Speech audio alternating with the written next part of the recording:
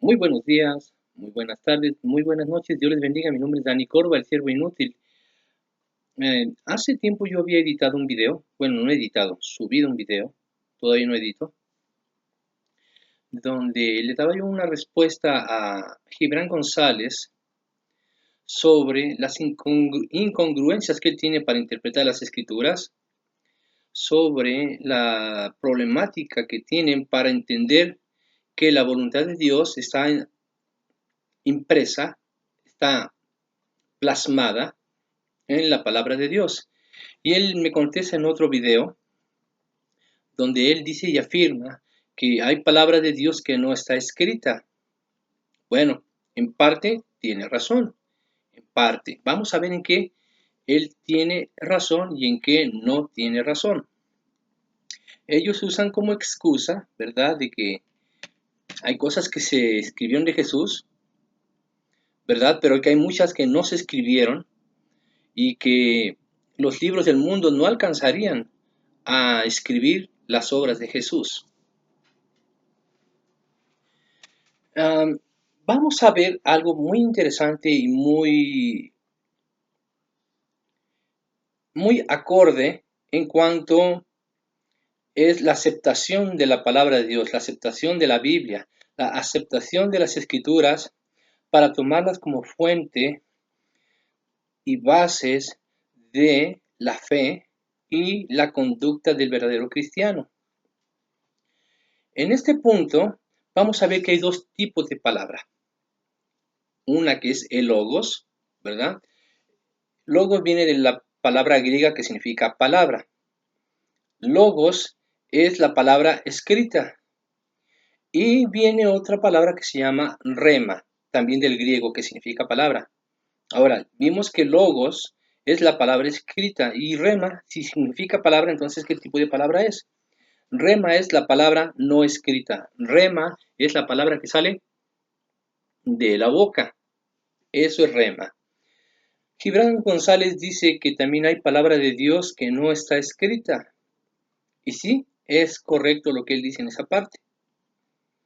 Lo que él no sabe y lo que él no entiende es que el rema está conectado con el logos. O sea, la palabra que yo digo con mi boca debe estar conectada. Vamos a mostrarles cuál es el logos. Con el logos. ¿Qué es esto?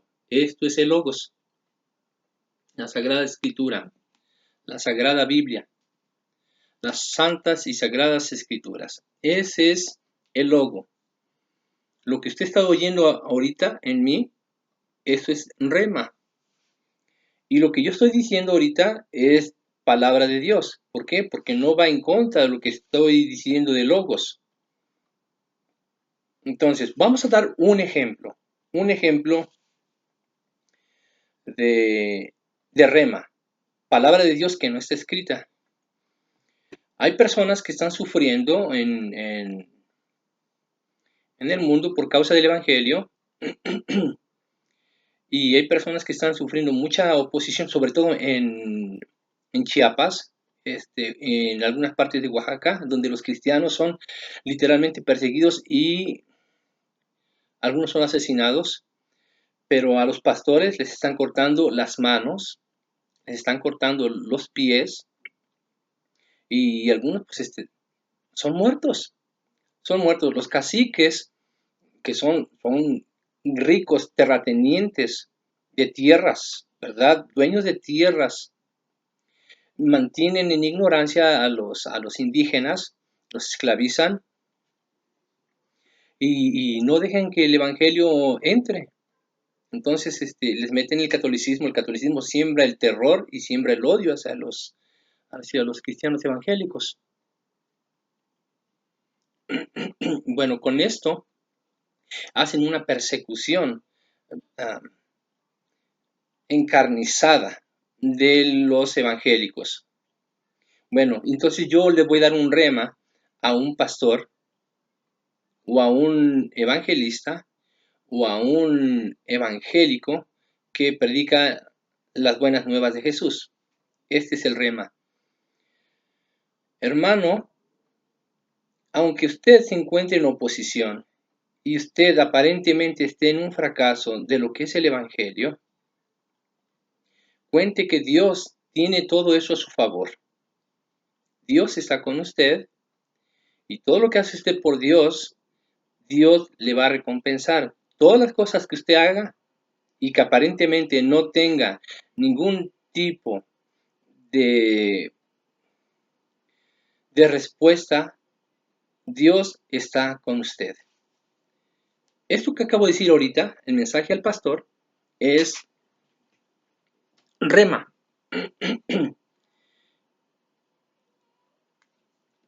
Y este rema no va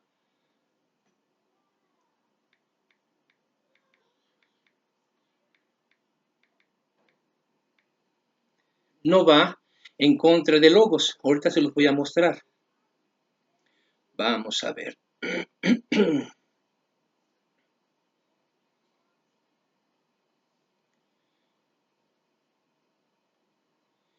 Mm,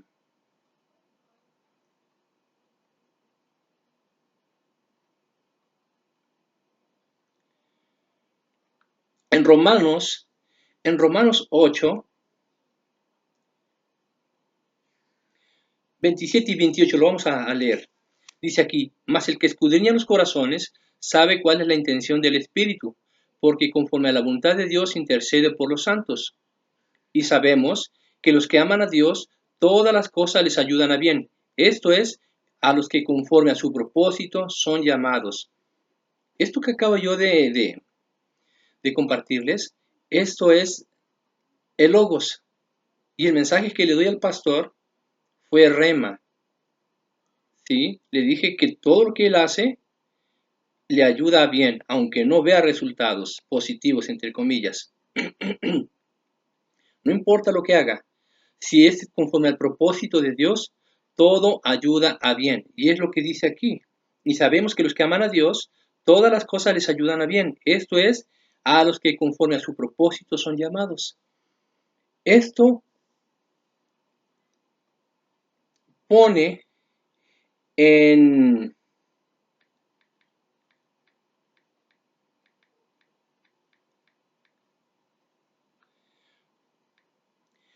pone en evidencia de que la palabra de Dios, la misma palabra de Dios se defiende a sí misma en cuanto a lo que es la fuente de fe y la fuente de conducta del cristiano. Si vamos a decir palabra, si vamos a decir palabra, o sea, rema, palabra que no está escrita, debe estar en acuerdo con el logos, ¿sí?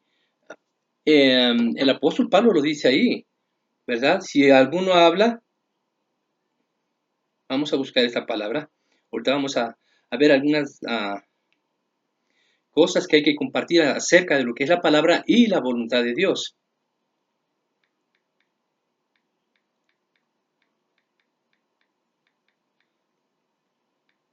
Dice el apóstol Pablo, si alguno habla, hable conforme a las palabras que Dios da. Si alguno ministra, vamos a ver dónde lo dice.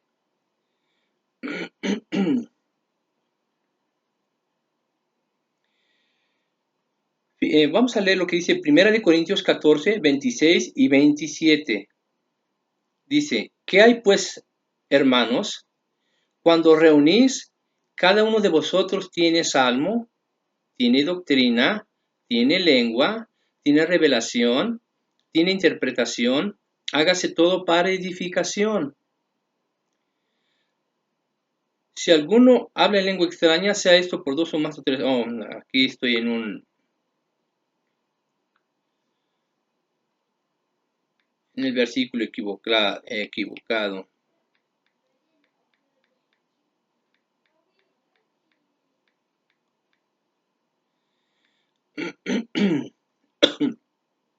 Sí, el apóstol dice, si alguno hable, hable conforme a las palabras que Dios da.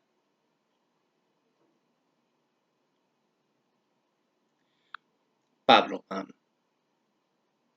Pedro. A ver, es primero de Pedro 4, 11 y 12. Dice, si alguno hable conforme a las palabras de Dios. Si alguno ministre conforme al poder que Dios da, para que en todo sea Dios glorificado por Jesucristo, a quien pertenece la gloria, el imperio, por los siglos de los siglos. Amén. ¿Sí? Dice el 12, fíjense bien, también esto es parte del logos que va a reforzar el rema que le di al pastor anteriormente. Dice, amaos, no os sorprendáis del fuego de prueba que os ha sobrevenido, como si alguna cosa extraña os aconteciese, sino gozaos por cuanto sois participantes de los padecimientos de Cristo, para que también en la revelación de su gloria os gocéis con gran alegría. ¿Sí? Esto viene a reforzar, pastor, está sufriendo aparentemente oposición y aparentemente que no hay respuesta, gócese. ¿Sí? Son cosas extrañas que usted a lo mejor le dijo a Dios, Dios mío, yo quiero que me prosperes en el camino del Evangelio, y no ha resultado. Al contrario, es perseguido y bajo amenazas de muerte. Es extraño, ¿no? Pero no siempre Dios va a responder a eso. ¿Sí? ¿Qué pasó con los apóstoles? ¿Sí? Ellos predicaron el Evangelio y fueron ultimados ya al final de sus ministerios. Fueron muertos, fueron masacrados. ¿Sí? Y aquí está diciendo, no os sorprendéis del fuego de prueba que os ha sobrevenido como si alguna cosa extraña aconteciese, sino gozaos por cuanto sois participantes de los padecimientos de Cristo, para que también en la revelación de su gloria os gocéis con gran alegría. Suena feo decirlo, pero así está pasando. Aunque lo lleguen a matar, usted va a despertar en gloria. Ahora, a lo que estamos hablando sobre el rema, ¿sí? Si yo voy a decir algo de Dios que no está escrito, tiene que ir acorde con el logos, con la palabra escrita. Si alguno habla, hable conforme a las palabras de Dios, ¿sí? Entonces mi rema tiene que estar en acorde con la palabra de Dios, que es la Biblia, las Santas Escrituras, ¿sí? Es el rema es el rema que no está escrito. Tiene que estar en acorde. Tiene que estar en compañerismo con el logos. Si alguno ministre conforme al poder que Dios da, para que en todo sea Dios glorificado por Jesucristo, a quien pertenece la gloria y el imperio por los siglos de los siglos. Amén. Amigo Gibran, el problema con ustedes los católicos es que leen algo que no está escrito.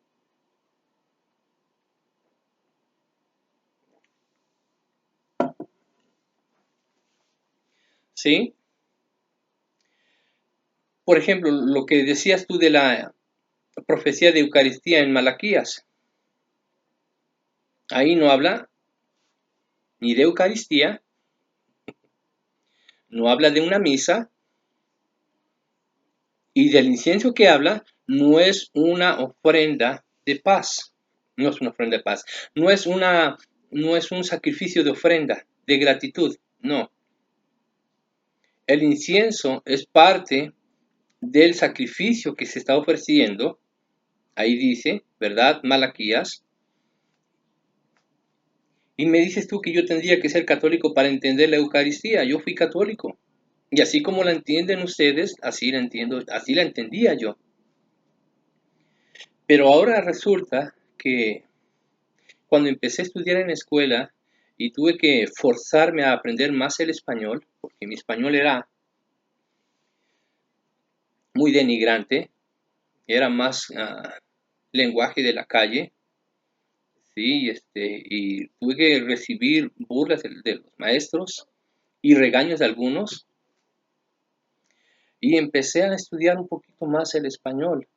Y entonces al estudiar el español me di cuenta que estábamos interpretando mal lo que leemos. ¿Sí? Y sobre todo en religión. En religión se da este síndrome, ¿sí? El síndrome de la mala interpretación de lo que se lee. Y sobre todo, cuando carecemos de un lenguaje que nos permita expresarnos correctamente, es evidente que eso viene de una raíz en la cual no estamos acostumbrados a leer, no estamos acostumbrados a formar nuestro léxico conforme lo que leemos. ¿Sí? Lo que yo leía mucho era el libro vaquero, a ese tipo de literatura barata. Y pues como a mí me regalaban las revistas, pues bueno, yo las leía. El libro semanal, hay un montón de basura que yo leía. Y historias de barrio y cosas así por el estilo. Bueno, entonces, conforme nosotros hablamos, es la manera en que nosotros comprendemos lo que leemos. Y nos dicen, aquí dice esto, y tú estás leyendo, pero no, aquí no dice esto. Pero sí, mira, si tú te fijas en esto, mira, aquí en esta parte dice que Jesús dijo esto y bla, bla, bla. Y así es, oh, sí es cierto. Y así lo creemos, ¿sí? Como en la última cena de Jesús, la cena pascual, ¿sí? Según ahí habla de la Eucaristía y no, no es cierto, ¿sí? La Eucaristía es rema, es palabra, pero no es palabra de Dios, es palabra de la Iglesia Católica. ¿Por qué? Vamos a ver esto. Yo quiero que algún católico me pruebe con la Biblia donde dice que Jesús dijo en la última cena, en la cena pascual, que dijera, ok, yo voy a morir por ustedes en la cruz y todo lo que va a pasar aquí lo tienen que hacer de esta manera. El sacerdote hará un conjuro donde me hará bajar a la hostia y la hostia se va a convertir en Dios y ustedes me van a comer porque van a tener que comer la hostia. Y el acólito mecerá o balanceará el incienso en un esférico y todos van a decir, alabado sea el nombre del Señor o alabado sea el Señor. Si usted me muestra en la Biblia dónde dice esto Jesús acerca de eso, ¿verdad?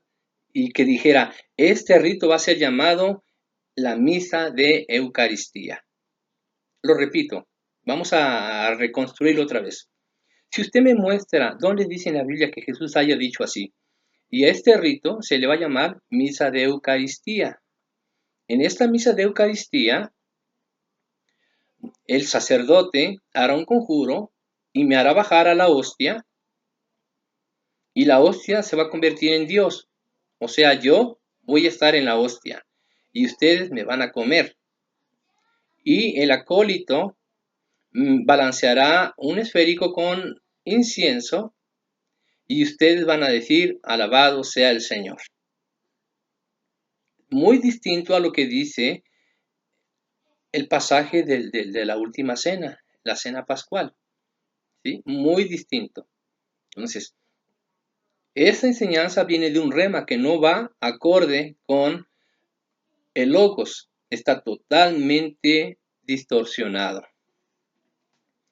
Otra cosa que quiero recalcar, que esto es un síndrome en cada intérprete de la escritura que se dice ser católico, en este caso los apologistas y el sacerdote Toro y algunos otros que ya están surgiendo, que por cierto, la apologética católica no está en decadencia, al contrario, está surgiendo más. Lo que está en decadencia, ¿sí?, es la misma religión. Hoy vemos en las noticias, ¿verdad?, la controversia que se está llevando en Chile y de las denuncias que están haciendo los chilenos y los peruanos acerca de la pederastía, que son ya miles y miles de niños abusados por los sacerdotes católicos. Saco esto porque, no es ataque. ¿Quieren verlo como ataque? Tómelo como ataque. Estoy hablando de la decadencia de la iglesia. Estoy hablando de la decadencia de la moral, porque la iglesia católica, el clero, estoy hablando del clero, no de los creyentes, aunque ya los creyentes de por sí hacen muchas cosas que no son correctas delante de Dios. Bueno, la apologética católica no está en decadencia, al contrario, está surgiendo más, están surgiendo más defensores de la doctrina y del papado, sobre todo, pero no de la palabra de Dios. Entonces, el rema que ustedes dan está totalmente fuera de contexto con el logos. Entonces, si usted habla conforme a las palabras de Dios, que estén siempre en acorde el rema con el logos. Recuerde, el rema es lo que sale de aquí, la palabra que sale de la boca, y el logos es la palabra escrita. Ahora, vamos a comprobar con la Biblia que la misma Biblia dice que la palabra de Dios, que es la Biblia, es la que nos rige. A ustedes los católicos les están enseñando que ya no crean todo lo que dice la Biblia. O, aquí viene la otra parte, que no piensen que la Biblia lo tiene todo. Sí, lo tiene todo. En cuanto a fe y conducta, lo tiene todo. No le falta absolutamente nada. En Hebreos 1 dice, Dios, habiendo hablado muchas veces y de muchas maneras en otro tiempo a los padres por los profetas, en estos postreros días nos ha hablado por el Hijo, a quien constituyó heredero de todo y por quien asimismo se hizo el universo, el cual, siendo el resplandor de su gloria y la imagen de la misma sustancia y la imagen misma de su sustancia, y quien sustenta todas las cosas por la palabra de su poder, habiendo efectuado la purificación de nuestros pecados por medio de sí mismo, se sentó a la diestra de la majestad en las alturas. Cheque lo que está diciendo Hebreos. Hebreos dice, bueno, en un tiempo, sí, se habló a los padres por medio de los profetas. Ahora, en estos tiempos, nos ha hablado por el Hijo, a quien constituyó heredero de todo y por quien asimismo hizo el universo. ¡Wow! ¿Sí? Ahora vea, el cual siendo el resplandor de su gloria, Jesucristo mismo, y la imagen misma de su sustancia, y quien sustenta todas las cosas con la palabra de su poder, aquí habla la palabra de su poder en cuanto a lo que Dios dice. Dios también tiene un rema, pero también el rema de Dios va en acorde con el logos que Él ya tiene escrito aquí. Jamás Cristo se va a salir de su propio logos. De hecho, Jesús dice en la Biblia que Él es el logos, Él es la palabra encarnada. Eso dice en Juan 1:1. Dice que en el principio era el logos. ¡Wow! Es muy interesante lo que dice. Jesús es el logos, Jesús no es rema. Muy interesante.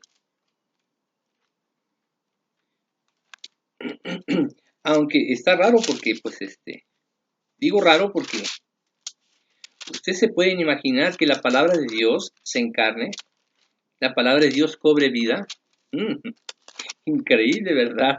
Solamente es algo que un cristiano puede entenderlo, y si no lo entiende, tiene que aceptarlo. ¿Por qué? Porque así está escrito. En el principio era el verbo, y el verbo era con Dios, y el verbo era Dios. Aquí estamos hablando, en el original en griego aparece la palabra logos. En el principio era el logos, y el logos era con Dios, y el logos era Dios. Este era el principio con Dios, y todas las cosas por Él fueron hechas, y sin Él nada de lo que ha sido hecho fue hecho. En Génesis, wow, aquí aparece también logos. Ahorita vamos a ver.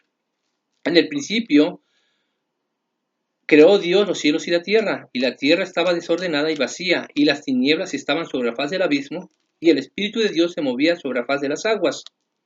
Y dijo Dios, sea la luz, y fue la luz. Aquí es, y el logo de Dios, o sea, la palabra de Dios, Dios dijo, Dios emitió logos. Fíjese bien, Dios emitió el logos, sea la luz, y fue la luz. Wow. Y vio Dios que la luz era buena, y separó Dios la luz de las tinieblas. Y llamó Dios a la luz día, y a las tinieblas llamó noche. Y fue la tarde y la mañana un día. Y luego dijo Dios, otra vez, wow. Y luego dijo Dios, aquí está, aparece otra vez. Y luego, otra vez el logo de Dios. Haya expansión en medio de las aguas y separe las aguas de las aguas. ¡Wow! El logos. Ahora, ¿dónde quedó el logos ahora? En Génesis, aquí quedó escrito, ¿sí? Entonces aquí estamos viendo que en un tiempo los profetas dieron el rema y con el tiempo ese rema se convirtió en el logos, ¿sí? Porque esa palabra que ellos dieron quedó escrita por aquellos que Dios les reveló lo que estos profetas dijeron de parte de Dios. Y ahora es logos, está aquí lo tenemos. El testimonio del rema de ellos se hizo logos y aquí está.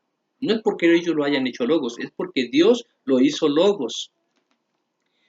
Sí, ahora en segunda de Timoteo, vamos a ver en segunda de Timoteo lo que también dice Dios acerca de lo que es la palabra de Dios.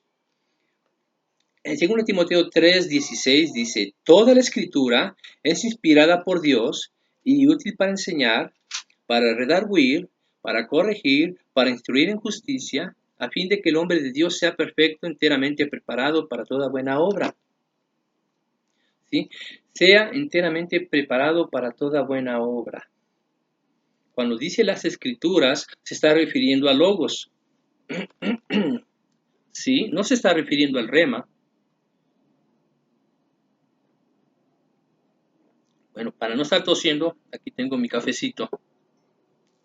Hay mucha gente que se molesta que tosa, se molesta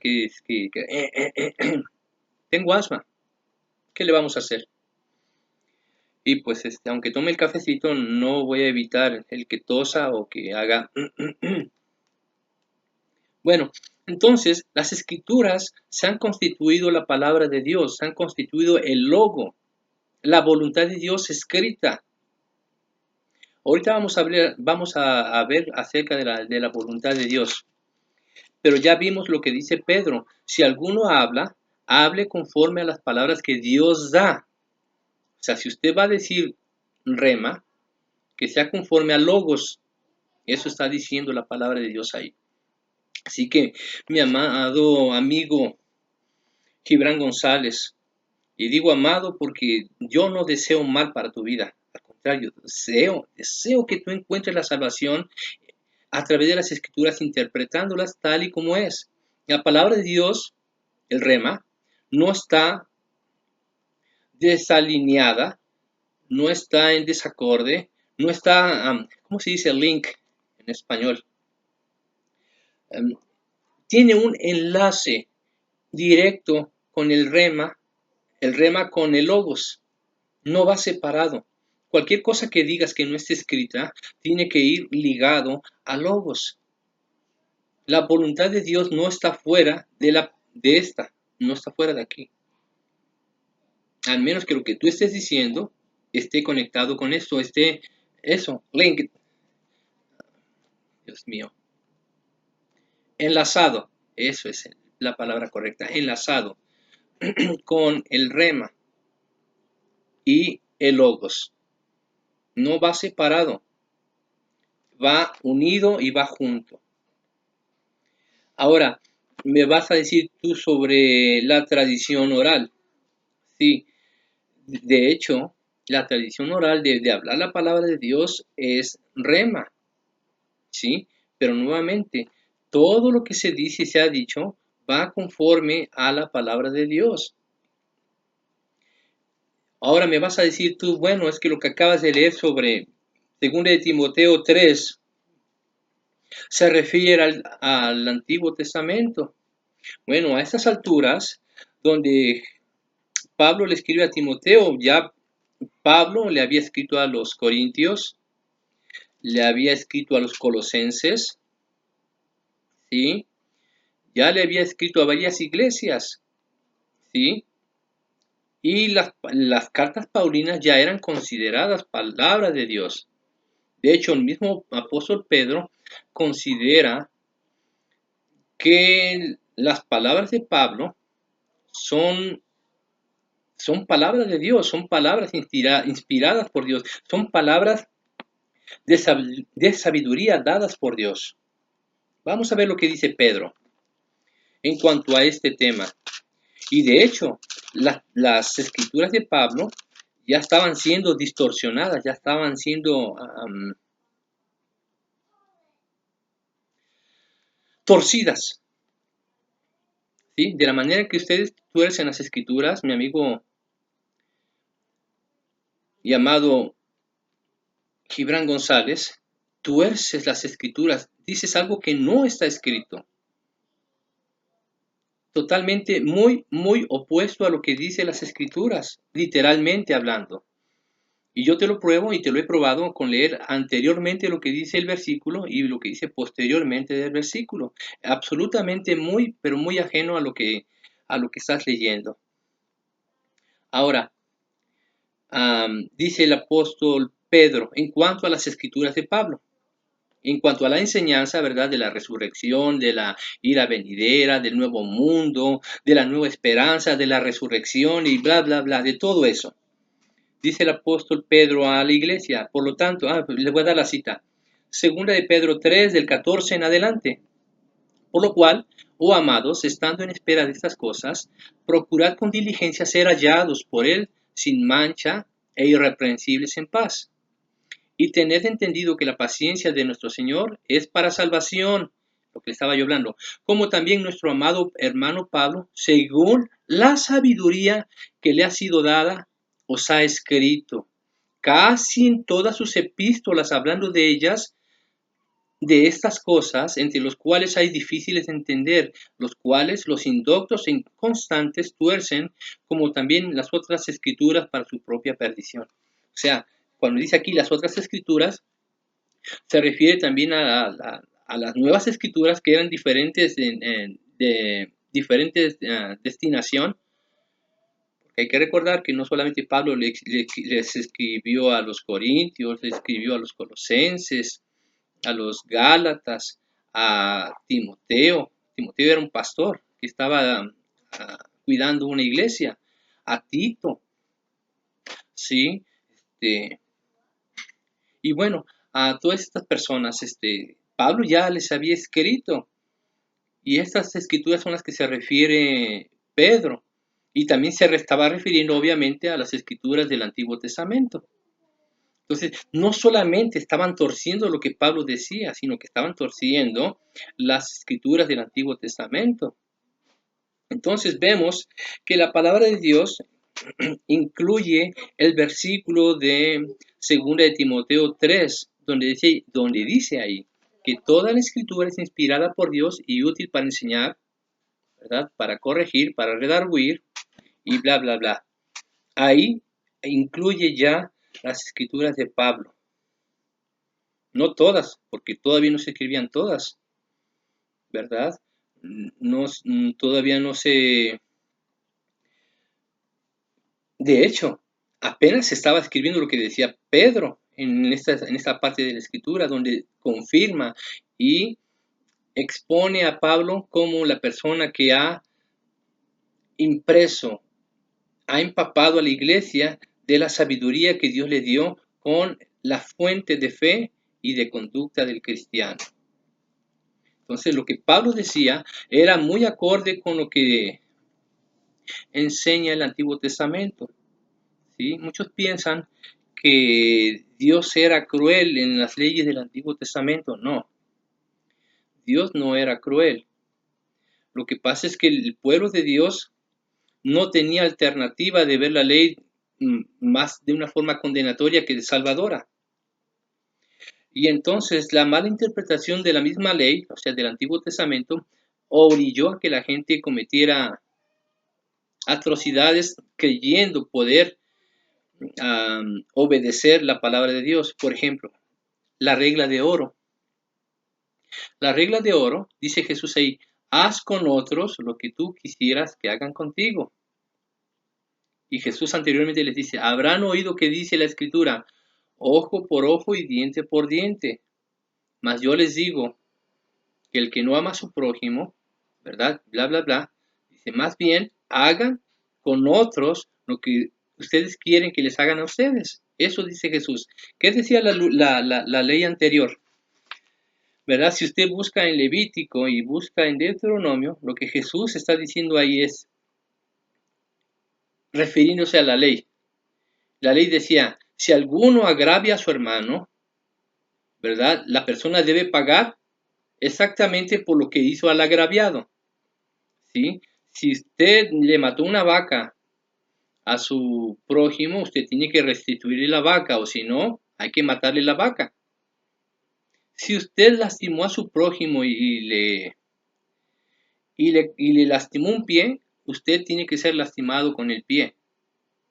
Si usted dañó el ojo de su hermano, pues tiene que pagarlo con su propio ojo, ¿sí? ¿Qué estaba diciendo la ley? La ley estaba diciendo, si no quieres que te corten el ojo o te saquen el ojo, ¿verdad? No dañes el ojo de tu prójimo. Si no quieres que te corten el pie, la mano, el brazo, no lo hagas. Ahí es lo que estaba diciendo la ley, pero la gente lo interpretó mal. Ah, sí, pues tú me lastimaste el brazo, pues te voy a lastimar el brazo. No, así no era. Y además, la persona no tiene que hacer justicia por su propia mano. Para eso estaban los sacerdotes y estaban los jueces, ¿sí? Ahí se refiere eso Jesús. Pero la gente lo tomó mal. Entonces, la ley no era para hacer justicia de esa manera. Era para evitar que la gente hiciera mal. Ahora Jesús les dice, ustedes están entendiendo mal. Lo que realmente está diciendo la Escritura es, haz con otros lo que tú quieres que hagan contigo. Eso significa la ley. Y así es lo que está pasando hoy con los católicos. Están leyendo una cosa y la advierten de otra manera. Están diciendo algo que no está escrito. Y es lo que está diciendo aquí Pablo, Pedro de Pablo.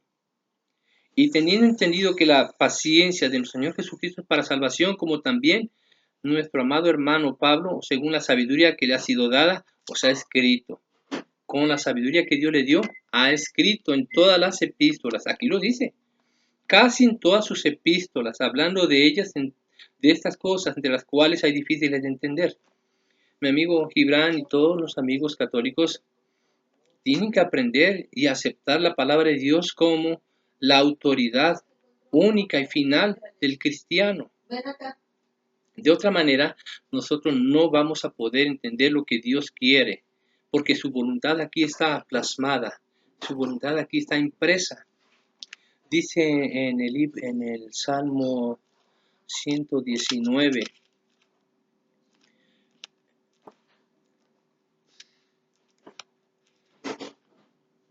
Salmo 119.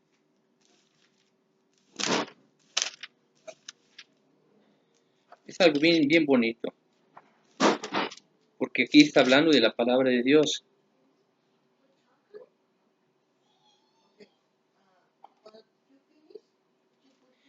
Salmo 119, 9. ¿Con qué limpiará el joven su camino? Con guardar tu palabra. Con todo mi corazón te he buscado. No me dejes desviarme de tus mandamientos. ¡Wow! ¿Sí? Ya en el Antiguo Testamento ya se sabía y se conocía que la palabra de Dios y la voluntad de Dios y sus mandamientos estaban en la palabra de Dios. ¿Con qué limpiará el joven su camino? Con guardar tu palabra. Esta es la palabra. ¿Con qué limpiará el joven su camino? Con guardar tu palabra.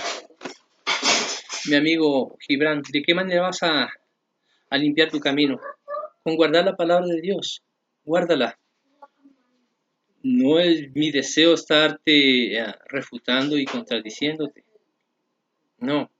Simplemente voy a contradecir y refutar las mentiras y las creencias que tú tienes que no tienen base bíblica. Así de fácil y sencillo. Dios te bendiga y a todos mis amigos los católicos también, ¿verdad? Alabo y honro a todos aquellos que han contendido conmigo de una manera educada, aunque agresiva, pero educada, defendiendo su fe con las escrituras. Y bueno, pues los insto a que sigan así, sigan defendiendo su fe. Tarde o temprano van a ver la luz de la verdad en la palabra de Dios. Dios nos los bendiga.